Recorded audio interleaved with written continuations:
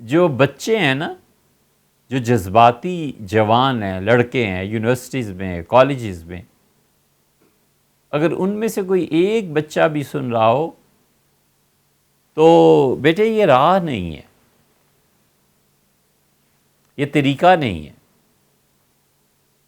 جب تک زندگی کے کسی بھی فیلڈ میں آپ ڈسٹنگوش اس حد تک نہیں محنت کریں گے، نہیں پہنچیں گے، سب بیکار ہے.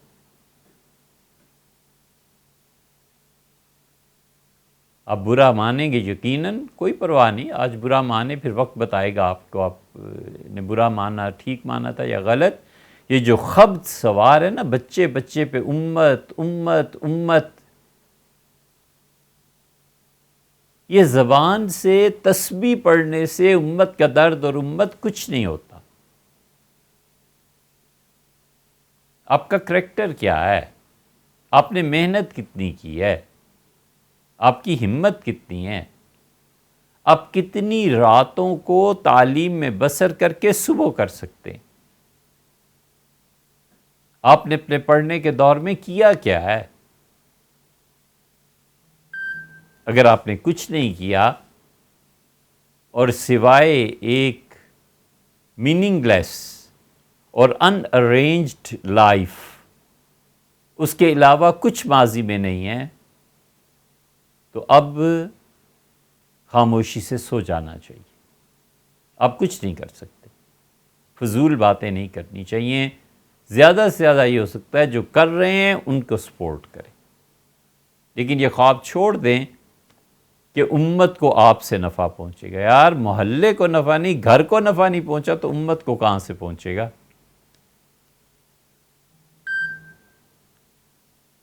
اس لیے ہم ایک خیالی دنیا میں ہمارے بچے بس رہے ہیں، اور وہ دنیا کبھی بھی وجود میں آنے والی نہیں ہے جب تک کہ وہ اپنی زندگی کے مقاصد کو متعین کر کے اپنا خون پسینہ ایک نہ کرتے. اللہ کا شکر ہے، اللہ کا بہت بڑا احسان ہے کہ اب جو ہماری نسلیں اس وقت امریکہ اور یورپ اور مختلف جگہوں پر پڑھ رہی ہیں، وہ اپنے معاشی مسائل سے بلندتر ہو کر کئی جگہ اچھی خبریں سننے میں آتی ہیں کہ وہ تعلیم میں لگ گئے ہیں، وہ پروفیسر بن گئے ہیں، وہ بڑے آدمی بن گئے ہیں، وہ آنے والوں کی مدد کر رہے ہیں، چھوٹوں کی سرپرستی کر رہے ہیں.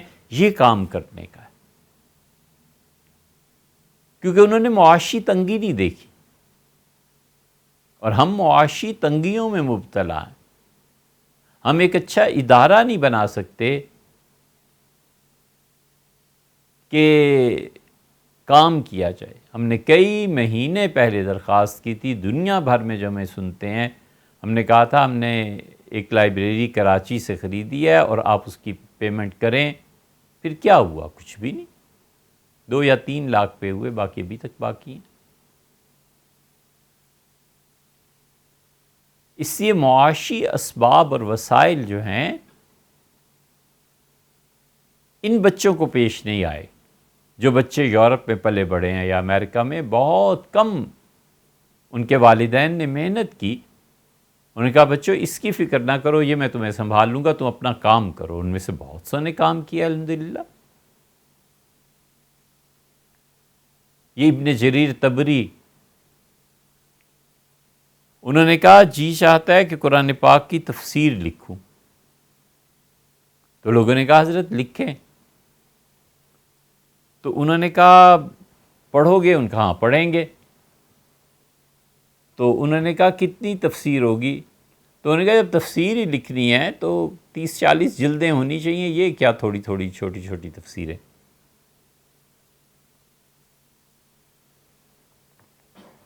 30 جلدوں میں تفسیر لکھ گئے. پھر ان کا تاریخ لکھوں، کہا گیا لکھیے، پڑھو گے؟ پڑھیں گے. ان کا اچھا میں لکھنا شروع کرتا ہوں. 20-25 جلدوں میں تاریخ لکھ گئے. روزانہ بلا ناغہ 40 صفحے لکھتے تھے. لوگ کہتے تھے، ہم حیران ہوتے تھے، یہ شخص سوتا کس وقت ہے، کھاتا کس وقت ہے، آخر لکھتا ہے تو مطالعہ تو کرتا ہوگا، پڑھتا کس وقت ہے؟ روزانہ 40 صفحے لکھتے تھے۔ شبلی نعمانی روزانہ 2 گھنٹے بس لکھنا۔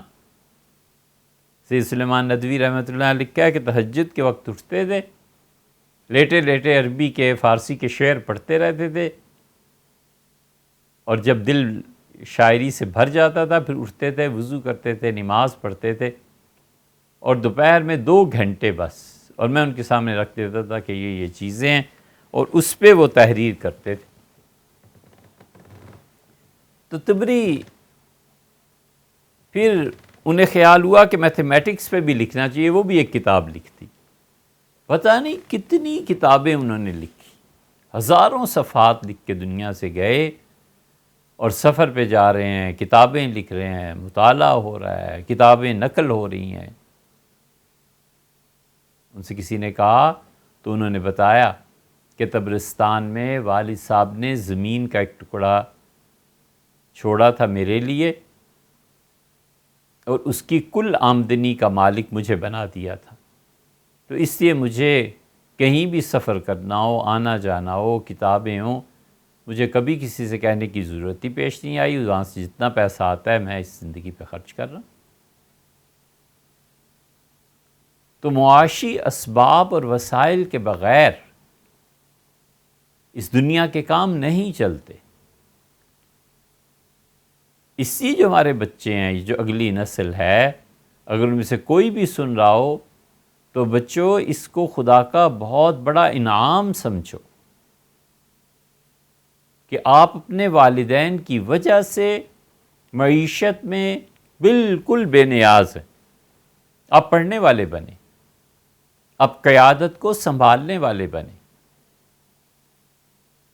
بندگی کا جوہر ہونا چاہیے۔ اور یہ نہیں ہے، یہ مت سوچئے گا کہ جو آپ کو کہنے والا ہے اس کا ماضی دیکھو تو وہاں کوئی تعلیم، کوئی علم، یہ چیزیں نہیں ہیں۔ ہمارے دوست جانتے ہیں جو کچھ بھی ہے، کیونکہ نصیحتیں کرنی آسان ہوتی ہیں نا، اور اپنی زندگی جو ہوتی ہے پیچھے برباد، بچے پھر کہتے ہیں کہ خود کیا کیا ہے، مجھے جو آپ کہہ رہے ہیں تو آپ نے خود کیا کیا ہے۔ ایک صاحب تھے بلا کے سگریٹ نوشی کرتے تھے، سگریٹ کے بغیر ان کا گزارا ہی نہیں تھا۔ روزانہ جب صبح سو کے اٹھتے تھے تو اس سے لے کے سوتے تک روزانہ 40-50 سگریٹ پیتے تھے۔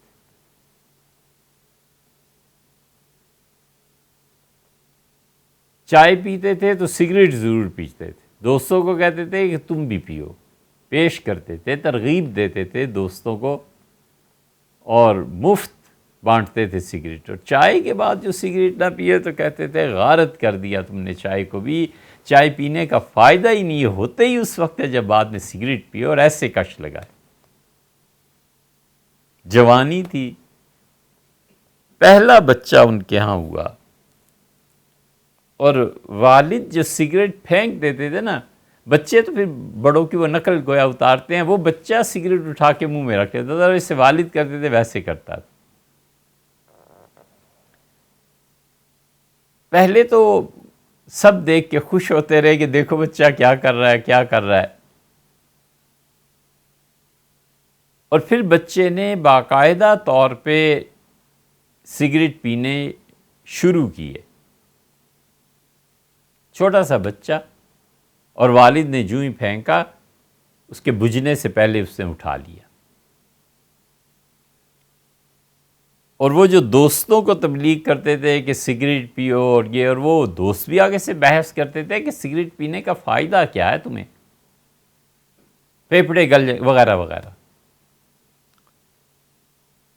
تو ایک دن اس بچے کی ماں نے ڈانٹا اور تھپڑ مارا اور کہا خبردار جو آئندہ آپ نے سگریٹ پیا، بیڑی پی۔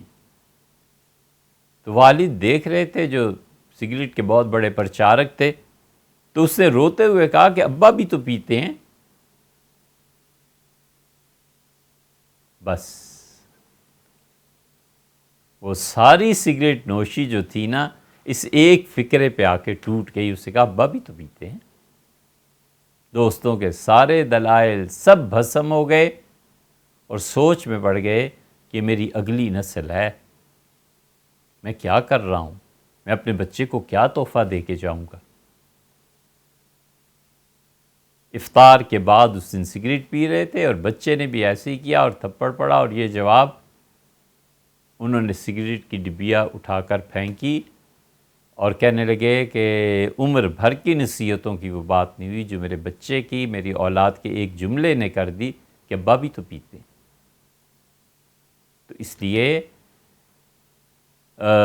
اپنی جان، اپنی قوت پیدا کرو، اپنے اس جسم میں طاقت پیدا کرو. یہ سیاست، یہ چیزیں آپ اس میں آئیں، ضرور آئیں، امت کی فلاح و بہبود کا سوچیں، مگر آپ کس سٹیج پر کھڑے ہیں، آپ نے کیا کیا ہے اب تک. نیند کی قربانی آپ نے نہیں دی، وقت کی قربانی آپ نے نہیں دی، پیسے کی قربانی آپ نے نہیں دی، اخلاقیات کو سیکھنے کے لیے خود اپنے آپ کو تراشا خراشا نہیں. جس نوع کا بھی علم تھا، علم تو تھا نا، آپ نے اس میں امامت کا درجہ نہیں حاصل کیا. اب بتائیں نا کس بنا پر آپ ڈیزرو کرتے ہیں کہ اللہ اپنی مخلوق کو آپ کے حوالے کر دے؟ کیوں کرتے؟